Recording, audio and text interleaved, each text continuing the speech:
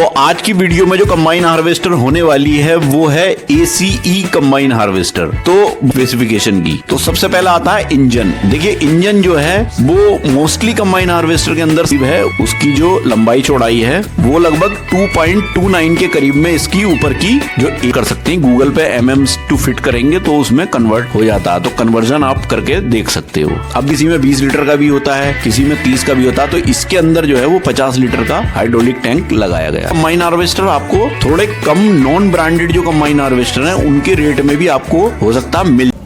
दोस्तों आप देख रहे हैं मेरा YouTube चैनल ऑलराउंडर रामपुरी।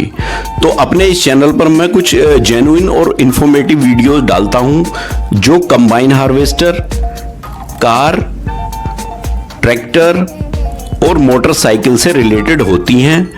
तो फ्रेंड्स अगर आपको मेरी वीडियो पसंद आती हैं तो चैनल को सब्सक्राइब कर देना। आइए वीडियो शुरू करते हैं।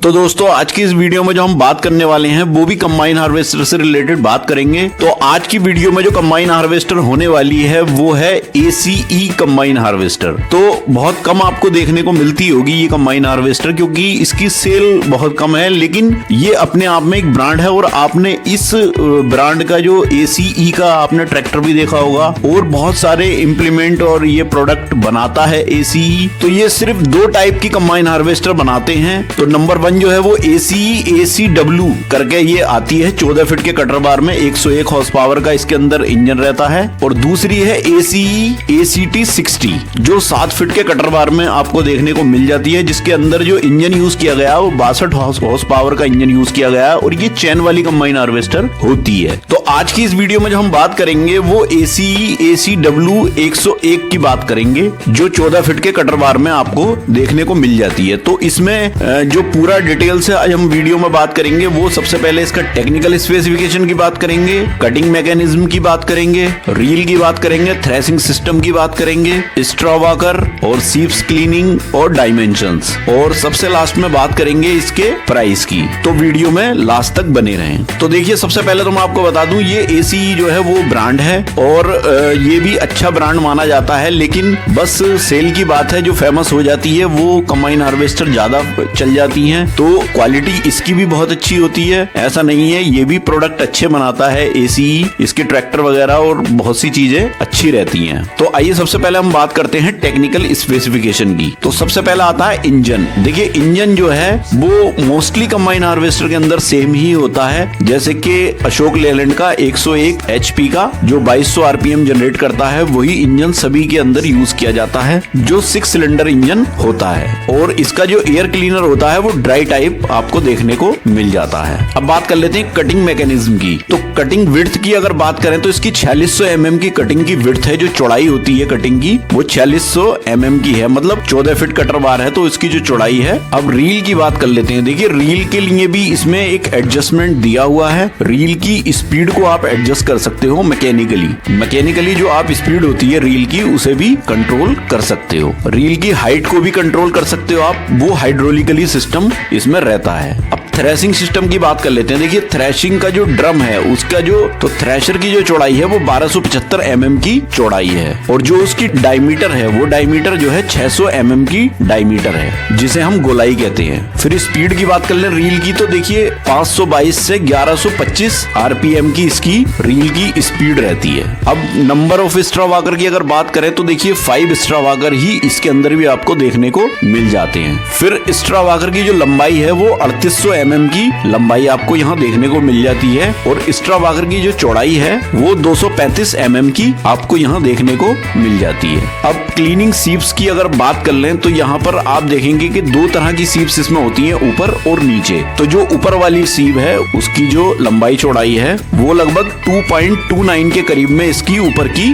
जो एरिया है सीप्स का वो 2.29 m स्क्वायर है, मीटर स्क्वायर, और नीचे वाली सीप्स का 1.5 मीटर स्क्वायर एरिया है। अब अगला पॉइंट आता है डायमेंशंस। तो देखिए डायमेंशंस दो तरह की होती हैं, जैसे लंबाई, चौड़ाई, ऊंचाई। तो वो एक तो होता है ट्रांसपोर्ट टाइम में और एक होता है वर्किंग टाइम में। तो देखिए ट्रांसपोर्ट टाइम क्या होता है कि जैसे आप रोड पर लेकर के जा रहे हो तो कटर भी उसमें जुड़ा हुआ रहता है, ट्रॉला जो होता है कटर का, तो वो ट्रांसपोर्ट टाइम हो गया। और जब आप वर्किंग टाइम में खेत में चल रही होती है तब उसका अलग होता है डायमेंशन। तो ट्रांसपोर्ट के टाइम में जो इसकी लंबाई होती है वो 12,450 mm की होती है और वर्किंग टाइम में जो इसकी लंबाई होती है वो 8100 mm की होती है। अब ट्रांसपोर्ट टाइम में जो चौड़ाई है इसकी वो 2945 mm की होती है और वर्किंग टाइम में 4650 mm की होती है, क्योंकि देखिए वो कटर का जो साइज है वही रहता है वर्किंग टाइम में। कटर लग जाता है तो उसकी चौड़ाई बढ़ जाती है। फिर हाइट जो है वो तो बराबर ही रहती है, 4000 mm की हाइट है इसकी। और ग्राउंड क्लियरेंस जो है वो इसका 380 mm का ग्राउंड क्लियरेंस है। जो जमीन से इसकी बॉडी की जो ऊंचाई है वो 380 mm की ऊंचाई है, तो काफी ग्राउंड क्लियरेंस ठीक ठाक है। तो देखिए ये जो जितनी भी मैंने आपको ये बताई है कि इसकी लेंथ और ये कितनी mm में मैंने बताई है, मिलीमीटर में, तो आप इसे कन्वर्ट भी कर सकते हैं। तो mm से फिट में आप फिट निकाल सकते हैं, कितने फिट का क्या चीज है। तो आप कन्वर्ट करके देख लें, जो मैंने इसमें बताया है mm में, तो आप उसे कन्वर्ट कर सकते हैं। गूगल पे mm टू फिट करेंगे तो उसमें कन्वर्ट हो जाता है, तो कन्वर्जन आप करके देख सकते हो। अब देखिए टायर की बात कर लेते हैं। तो देखिए टायर मोस्टली कंबाइन हार्वेस्टर के अंदर सेम होती हैं। मिनी कंबाइन हार्वेस्टर को छोड़ के या अदर टाइप की कुछ होती हैं तो उन्हें छोड़ करके बाकी तो ज्यादातर कंबाइन में जो टायर होते हैं वो 18/430 के फ्रंट वाले जो बड़े टायर होते हैं वो 18/430 के होते हैं और कंपनी अलग अलग होती है उसमें। और पीछे के जो टायर हैं वो 9/16 के होते हैं। तो ये एक स्टैंडर्ड है माना जाता है और यही टायर आपको ज्यादातर देखने को मिल जाते हैं। अब देखिए वेट की बात कर लेते हैं। तो वेट अगर इसमें कटर लगा हुआ होता है तो इसका वेट ज्यादा होता है और कटर अगर हटा देते हैं तो वेट कम हो जाता है। तो कटर लगा करके जो इसका वेट है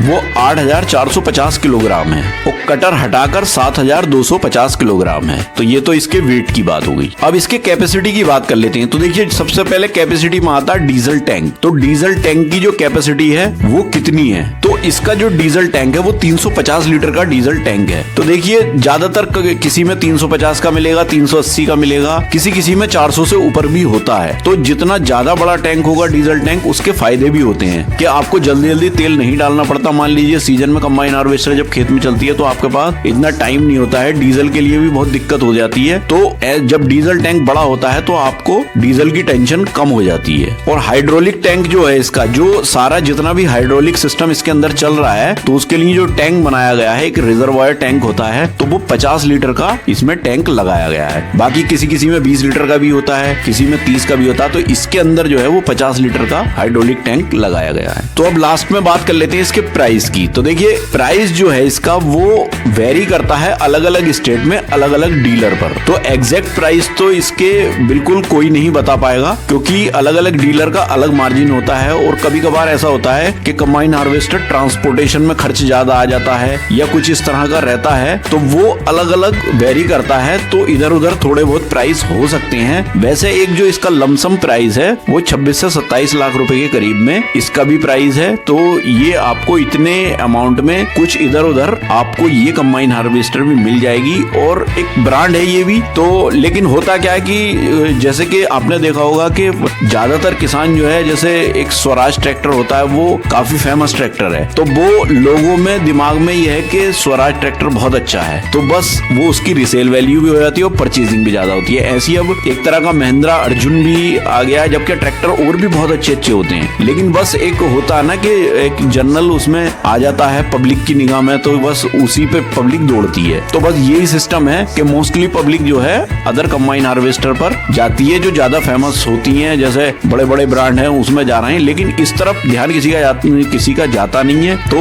ये कंबाइन हार्वेस्टर सेल बहुत कम होती है, तो आपने ना के बराबर देखी होगी इसी चक्कर में। लेकिन ये भी अपने आप में एक ब्रांड है और अच्छी क्वालिटी ये भी यूज करते हैं इसमें। और जब सेल कम होती है तो हो सकता है ये कंबाइन हार्वेस्टर आपको थोड़े कम नॉन ब्रांडेड जो कंबाइन हार्वेस्टर हैं उनके रेट में भी आपको हो सकता है मिल जाए, क्योंकि कंपनी अपनी क्या करती है कि सेल के चक्कर में थोड़े डाउन रेट में भी आपको मशीन दे सकती है। तो हो सकता है एक बार आप इंक्वायरी करके देख लें, अगर आपको अच्छी लगे तो आप इस पर जा सकते हैं। तो फ्रेंड्स, आई होप कि ये वीडियो आपको पसंद आया होगा, और वीडियो आपको पसंद आए तो प्लीज़ वीडियो को लाइक करें, ज़्यादा से ज़्यादा शेयर भी करें, और अगर आप मेरे चैनल पर नए हैं तो प्लीज़ चैनल को सब्सक्राइब करें। तो मिलते हैं इसी तरह की किसी नेक्स्ट वीडियो में, तब तक के लिए थैंक यू, बाय।